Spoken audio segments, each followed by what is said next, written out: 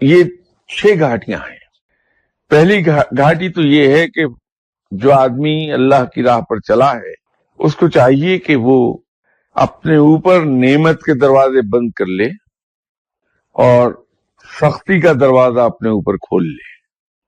دوسری گھاٹی یہ ہے کہ اپنے اوپر عزت کا دروازہ بند کر لے اور ذلت کو قبول کر لے۔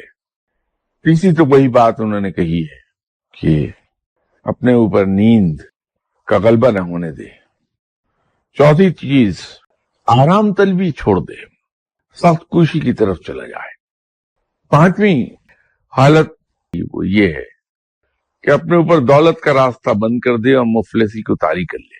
اس میں جو چھٹی چیز ہے وہ یہ ہے کہ انسان امید کا راستہ ختم کر دے